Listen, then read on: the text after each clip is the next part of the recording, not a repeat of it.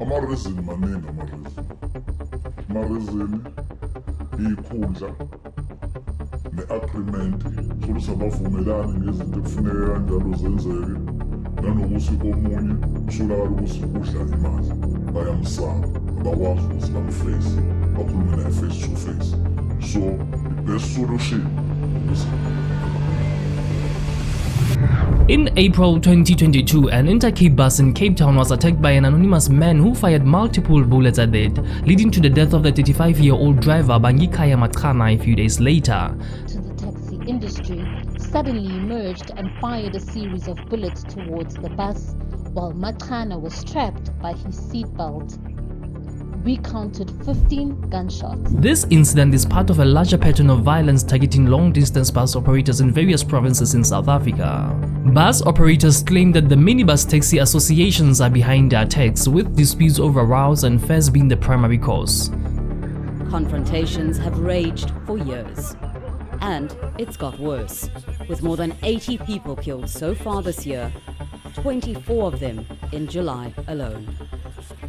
Over 150 incidents of violence and intimidation have been reported to the police, and bus drivers allege that police inaction has intensified the situation. The South African taxi mafia has a complex and historically rooted history, which can be traced back to the times of Apartheid. Understanding the formation of taxi associations and the subsequent emergence of taxi wars requires a multifaceted analysis that delves into the socio-political and economic dynamics of South Africa.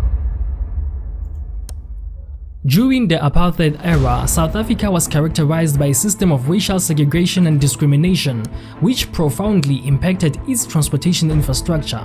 Non-white communities were heavily restricted in their mobility, leading to the development of informal transportation services including minibus taxis, which served as a means of transportation for black individuals, albeit illegally.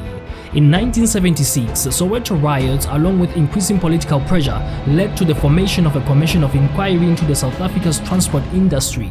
In 1977, the Van Breda Commission recommended less regulations and more competition. As the industry became highly politicized, the Apartheid government decided to withdraw its involvement. In 1979, the South African Black Taxi Association was established, followed by the rival organizations like the South African Long Distance Taxi Association. These groups pushed for industry deregulation. In 1987, the White Paper on Transport Policy and the Transport Deregulation Act of 1988 effectively deregulated the entire taxi industry, legalizing minibus taxis. However, the permit of issuing process became corrupt, leading to little control over the industry. Growing taxi organizations used their influence to intimidate competitors, while authorities did little to curb the violence. The formation of taxi associations can be seen as a response to the apartheid regime's neglect of proper transportation services in non-white areas. As the demand for these informal taxis grew, various groups organized themselves into associations to manage routes, fares, and passenger volumes, thus establishing some semblance of order in an otherwise unregulated industry. These taxi associations gradually evolved into more formal structures, but with the end of apartheid in 1994, new challenges arose. The post-apartheid period witnessed an increase in the number of minibus taxis as economic opportunities opened up, leading to competition for passengers and routes. This intensification of competition, coupled with the potential for significant profits, laid the groundwork for the infamous taxi wars. In South Africa, over 200,000 minibuses are in operation, ferrying over 15 million passengers on a daily basis. This sector is projected to generate annual profits of at least 90 billion. Taxis play a crucial role in the public transportation system, constituting 65% of the overall share, with buses accounting for 20% and trains representing 15%. Despite the uptick in usage, as a taxi said it has become increasingly expensive to own a taxi in South Africa. The report shows that the retail prices for minibus taxis have risen 3.5% since October 2020, with further increases expected this calendar year. The group said that the recommended retail price of a Toyota Hi-Ace diesel vehicle is now 490,000 compared to 360,000 6 years ago. However, in all of this, the taxi drivers are crying as more people get into the taxi industry, the more they can make enough money. I just want to work long hours. As they face issues like minimum wage, unfair working conditions, no job security, and being silenced by their leaders, it seems more and more of the underlying issues are showing. It's a bloody business shrouded in controversy, synonymous with violence. The taxi wars can be understood as violent conflicts between rival taxi associations vying for dominance and control over lucrative routes.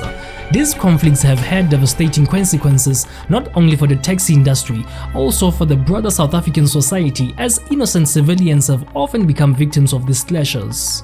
A book by Mark Shaw titled Hitmen for Hire Exposing South Africa's Underworld states that about 1,146 incidents of hits in the UCT database over the 17-year research period from 2000 to 2016 were recorded. This is a sure proof that the business is lucrative and worth fighting for. Killing 42-year-old Arlene Diosi in full view of family and friends. We are not showing you what follows because it's too graphic to broadcast. Unbeknown to the gunmen, they were caught on these CCTV cameras installed at Diosi's Blukombos home. To comprehend the underlying factors contributing to taxi wars, one must consider both micro and macro level elements. At micro level, individual taxi drivers and associations engage in tough battles due to economic pressures, a desire for profit, and personal disputes. This thing, let me explain it like this. Yesterday, one of our members, these people that came from KZN, they beat him to death, you understand? He's in ICU as we speak, so we never decided to strike. What we have done, we just wake up and close all the roads because we know that the community will help us. You understand? It's what we have done. So even now, as we can see, this Zulu boys or whatever, I don't know what can I call them. You understand? They are busy shooting at us, doing whatever that they want to do because of the thing they've got powers. Because of this astor of us, they give them permission to come in Attersville and do whatever that it. Moreover, the absence of effective regulatory mechanisms and law enforcement has exacerbated the situation. In order for one in this economy to enforce their weight and instill fear into the competitors, there must come a need for killing using assassins, also known as inkabi, to do a job. Igama usandile walambanjwa kade ngiyinkabi hitman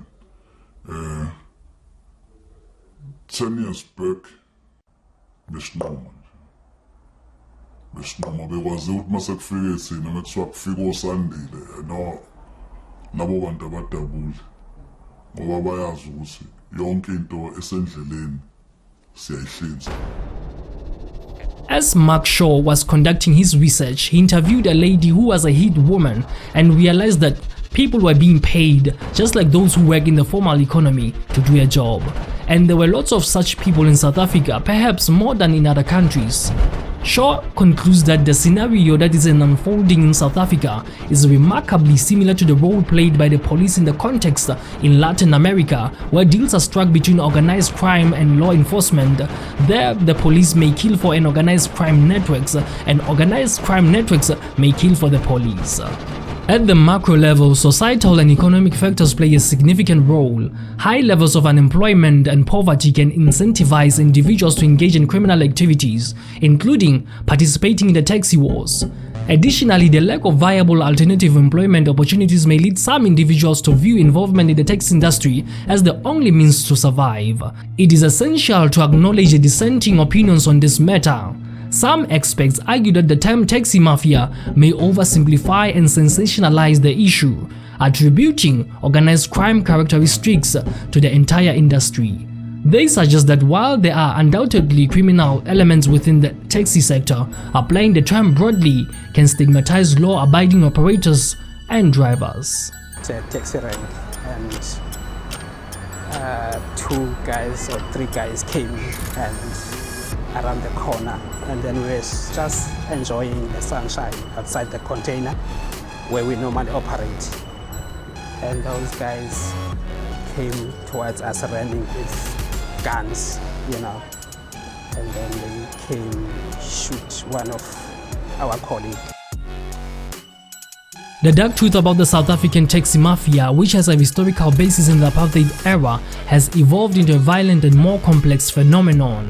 The taxi wars, driven by the competition for profitable routes, have resulted in devastating consequences, with innocent civilians becoming victims of the clashes. People who have been killed, the stories are very sad. They are civil society activists, they are politicians at the local level. 17 mayors have been killed in hits. While some experts argue against using the term taxi mafia broadly, it cannot be denied that criminal elements are involved in the industry. Addressing the issue requires comprehensive measures, including effective regulations, law enforcement, and creating alternative employment opportunities to break the cycle of violence and improve the safety of the public transportation system in South Africa.